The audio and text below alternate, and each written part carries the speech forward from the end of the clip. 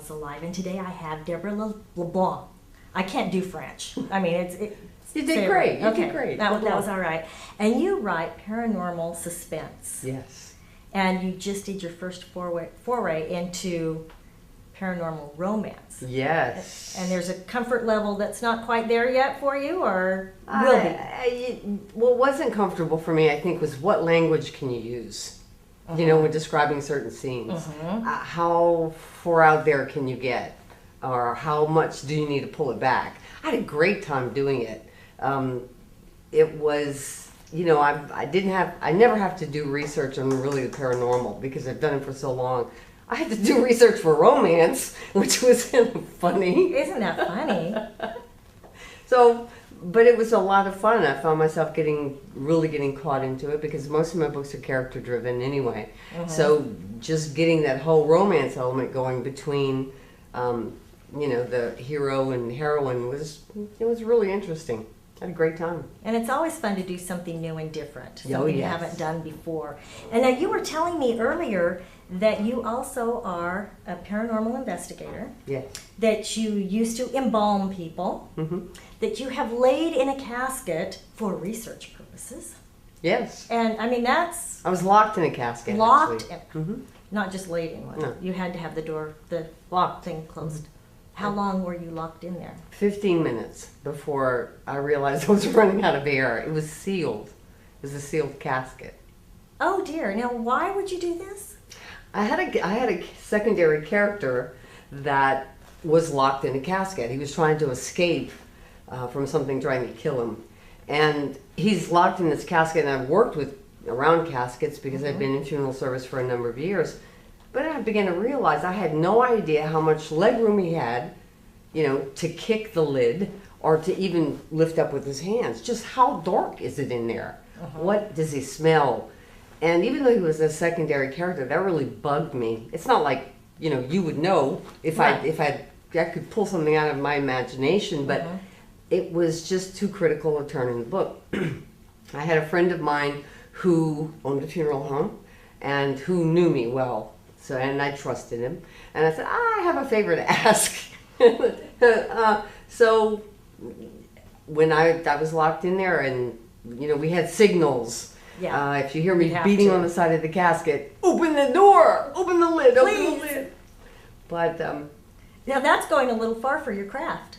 it's a great story. It is a great story. It's a great story. And the scene, after I wrote the scene, I'd written the scene before being locked in the casket, and it read kind of flat, but it didn't after. Oh, I bet it didn't, because you had that real life experience. I mean, I don't know too many authors that can say they've done that.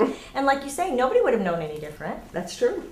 But it's great to be able to say now, I mean, I was not really afraid of death before, but even less now. The mattress in that casket was even more comfortable than the one on my bed. It should be, as expensive as those caskets are. It should be really, really comfortable. I just tell my girls, keep it on the, you know, make sure it's an upgrade. Yes. You know, mahogany, preferably. But it was really comfortable.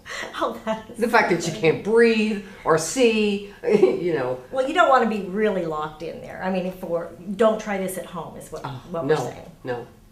No, because, you know, one thing we didn't realize is that funeral directors lock these caskets before they're interred. They don't have much experience unlocking them.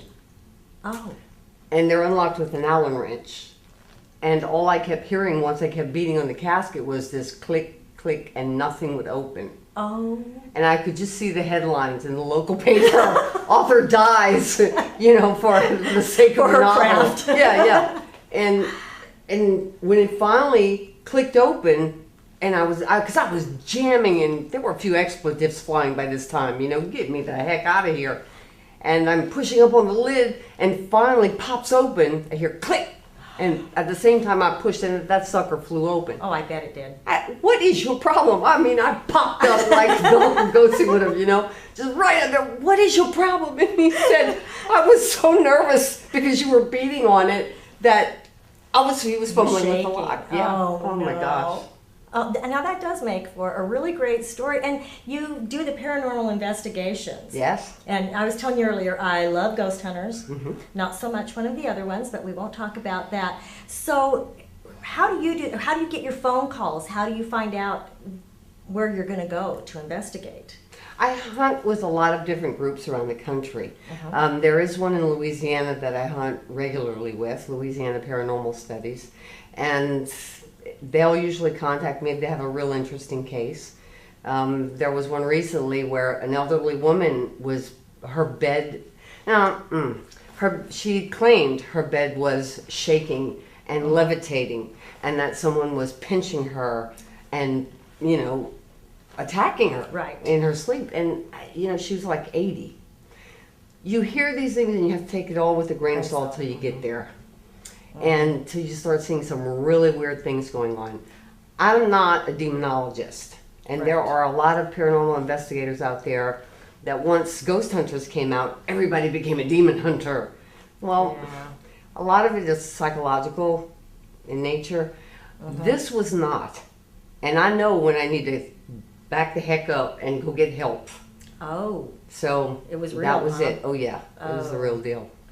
That has to be really scary. And now you told me you were going to go to, tell me again, where was it that you're doing next? Eastern State Penitentiary. Okay, I thought you said a penitentiary. Yeah, it's, in fact, I think, I don't know, Ghost Hunters, I know the other one that we were talking about, the other show, did go there. Dude! But we won't say thing. Dude! That's Roosterhead for anybody, but he loves that stuff. I know this guy. He loves it. That's how they get their ratings. Oh yeah. So I'm anxious to go out there. We're going to try to do it live streaming. The challenge that we have is it's such a huge facility. Oh yeah. And trying to get that online connection to stay static is really going to be a challenge. But I really want to live stream it, and when so are you people going? can experience November 11th and 12th. 2 days, not one, two. Oh, two. You're spending the night? Yes. Oh, you are one daring woman. If you're gonna live a life, you just as soon give it all you got. That's how I feel. Well, and with that, we'll say thank you so much for joining us. It's been a pleasure having you here. Oh, it's been a great fun. Thank you for having me.